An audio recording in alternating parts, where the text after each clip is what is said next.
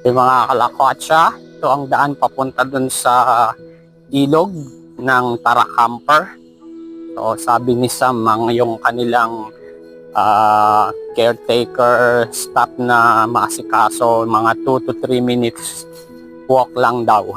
Di na niya kami sinamahan dahil madali lang daw namang puntahan. Let's go!